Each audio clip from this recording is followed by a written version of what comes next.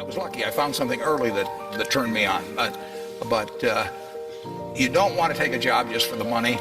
You don't want to take a job for an organization that you really don't feel good about, or work for people that you don't feel good about. You really want to be excited when you get out of bed every morning. And it won't necessarily be the job that you have 10 years later, but you'll be learning so much as you go along. And I took a job with Ben Graham, my hero, and it, I never asked the salary, and I found at the end of the month when I got my first paycheck what I was earning, because I just knew it was the right thing to be doing. So I would follow your passion.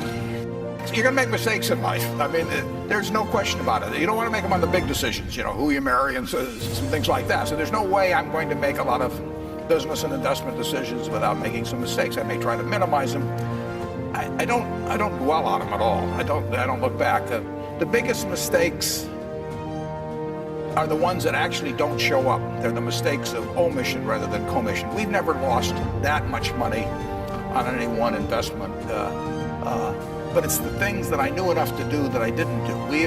We have missed profits of as much as maybe $10 billion in things that I knew enough to do and I didn't do. Now, the fact that I didn't buy Microsoft way back is not a foregone opportunity, because I didn't know enough to make that decision. But there have been other investments where I didn't know enough to make the decision, and for one reason or another, I either didn't do it at all, or I did it on a small scale. I was sucking my thumb when I should have been writing checks, basically.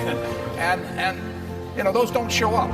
There's no place where it shows missed opportunities, but I've missed some big ones.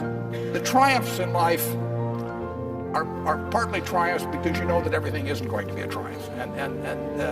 I would never get too hung up on mistakes. I know a lot of people that really agonize over them, and it just isn't worth it. I mean, tomorrow's another day, and you live it forward and just go on to the next thing.